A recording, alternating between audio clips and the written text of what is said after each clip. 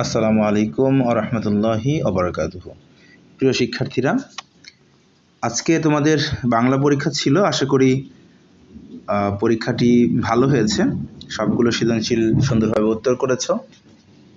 যদিও প্রশ্নটা আসলে এর থেকে অনেক ভালো মানের বা সুন্দর প্রশ্ন হতে পারতো। কিছু সৃজনশীল চলে আসছে যেটা বিগত 2015 সাল থেকে 2025 সাল পর্যন্ত কোনো বোর্ডে আসে না। এরকম দুইটা সৃজনশীল কিন্তু তোমাদের চলে আসছে। যাই হোক, তো বোর্ড পরীক্ষায় কখন কি হয় বলা যায় না, তো আমাদের আসলে ভালো প্রিপারেশন নিতে হবে। তো সেই আঙ্গিকে তোমাদের প্রিপারেশনকে সহজ করার জন্য, যেহেতু আগামী পরীক্ষা হচ্ছে তোমাদের সবচেয়ে গুরুত্বপূর্ণ একটা এক্সাম, যেখানে আসলে সবারই একটা ছোটোখাটো ভয় থাকে, তো সেই ইংরেজি পরীক্ষার ইংরেজি প্রথম এবং দ্বিতীয় পত্রের একটি ফাইনাল সাজেশন নিয়ে তোমাদের সামনে হাজির হয়েছি।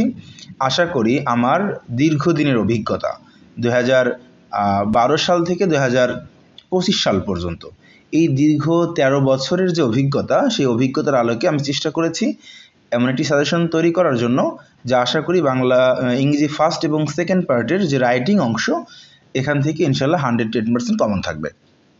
আচ্ছা, এখন বলতে পারো স্যার 110% কেন? 110% এজন্য যে তোমাদের অথবা যে থাকবে, অথবাও ইনশাল্লাহ কমন পাবা। তো সবার জন্যই আসলে সাজেশনটি শেয়ার করতেছি। তোমরা যে কাজটা করবা, ভিডিওটি পজ করে এই সাজেশনটা তুলে নিতে পারো, তো অথবা স্ক্রিনশট নিয়ে রাখতে পারো যে কোনগুলো তোমাদের এখনও পড়া বাকি, সেগুলো একটু পড়ে নিবা। তো দেখি আমাদের সাজেশনে আসলে কি আছে। দেখো, ইংলিশ সাজেশন এসএসসি 2025, যেটা প্রথমে যেটা করেছি সেটা হচ্ছে কোয়েশ্চেন নাম্বার 15, অর্থাৎ তোমাদের যে কম্পোজিশন আসে, সেই কম্পোজিশনে আমি আসলে মোট 11টি কম্পোজিশন রেখেছি।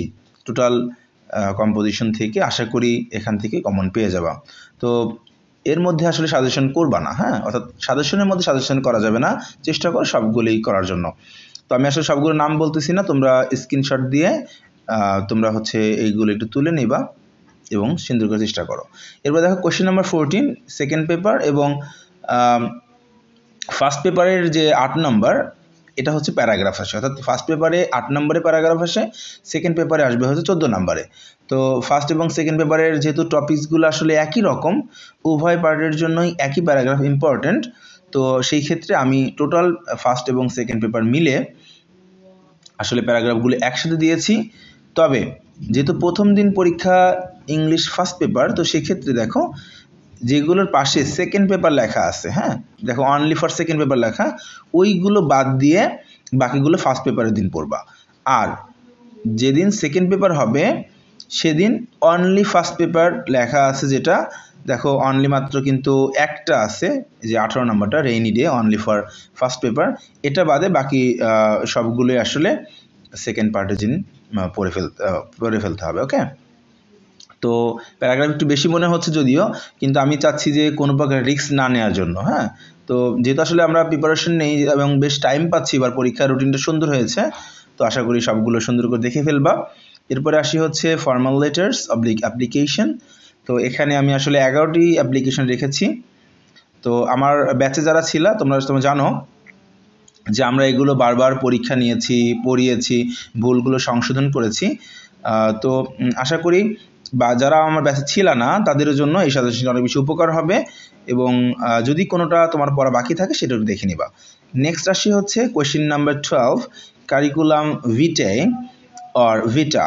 তো সিভি যেটা, এখানে দেখো আমরা মোট 10টি সিভি আসলে আমি রেখেছি। যেহেতু সিভির সবগুলো স্ট্রাকচারই একই রকম, শুধু একটু খেয়াল রাখতে হবে যে কোনটার জন্য সায়েন্স ব্যাকগ্রাউন্ড দিব, কোনটার জন্য আর্টস, কোনটার জন্য কমার্স, এটা একটু খেয়াল রাখলে মোটামুটি হয়ে যায়। আর আমি তো সিভি লেখা শিখিয়েছি, জন্মসাল কত, এসএসসি ইন্টারমিডিয়েট কত সাল দিবা, যাতে 30 বছরের মধ্যে চাকরির আবেদন করতে পারে, এই বিষয়গুলো খেয়াল রেখে সিভিটা করবা। তো এই সাজেশনগুলো আশা করি এই 10টার মধ্যে ইনশাল্লাহ কমন পেয়ে যাবা। প্রিয় শিক্ষার্থীরা, আমরা ইংলিশ সেকেন্ড পেপার নিয়ে তখন কথা বললাম, এবার আসি ইংলিশ ফার্স্ট পেপারে কোন টপিকসগুলো একটু ভালো করে দেখব এবং সাজেশনটা একটু খেয়াল করি। Question number 9 completing story. এখানে আসলে আমি 18টি স্টোরি দিয়েছি। আশা করি স্টোরিগুলো থেকে ইনশাল্লাহ কমন পড়বে। যে গল্পগুলো এখানে দেওয়া আছে, এই গল্পগুলো থেকেই তোমার যদি এমন হতে পারে যে প্রথম 2 লাইন আসলে তুমি কখনোই পড়ো নাই, তো সেক্ষেত্রে কী করণীয়, সেটা হচ্ছে তুমি এই প্রথম 2 লাইন যেটা প্রশ্নে দেয়া আছে সেখান থেকে দেখবা যে নিম্নে যে 18টি গল্প দেয়া আছে এই 18টি গল্পের মধ্যে কোনটা সবচেয়ে কাছাকাছি হয়, তুমি গল্পটাকে স্টোরিটাকে সেই দিকে মুভ করিয়ে ফিনিশিং টানবা। ওকে, এটা হচ্ছে টার্গেট। আর আশা করি খুব বেশি কঠিন হবে না, যেহেতু এসএসসি লেভেল ইনশাল্লাহ খুবই কমন থাকে, নো টেনশন। তো এইগুলো একটু দেখবা। দেন আসি হচ্ছে কোয়েশ্চেন নাম্বার 10, গ্রাফ চার্ট। এখানে 10টি গ্রাফ চার্ট দেওয়া আছে, সরি 11টা।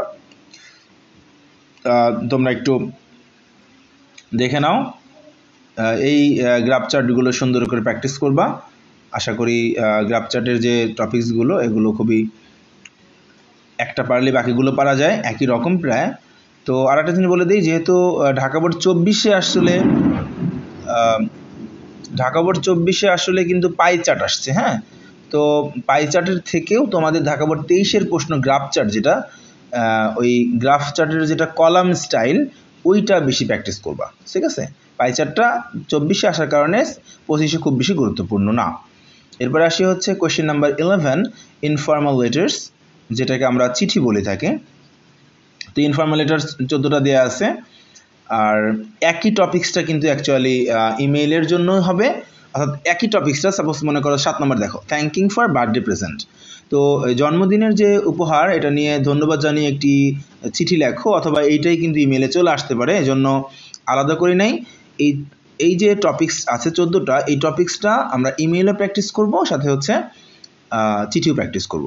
আর এক্সট্রা ইমেইলের জন্য 2টি পড়তে হবে, যে 2টি আসলে এক্সট্রা আমি দিয়ে দিয়েছি ইমেইলে, 1 এবং 2, সাথে উপরে সবগুলোই কিন্তু দেখো লেখা আছে, same topics of informal letter that are mentioned above including 1 and 2, যে danger of smoking and annual prize giving ceremony. এই 2টা উপরের 14টা, ইমেইলের ক্ষেত্রে সবগুলো, আর ইনফর্মাল লেটারের জন্য আগের 14টা, ঠিক আছে। তো তোমরা একটু প্র্যাকটিস করো।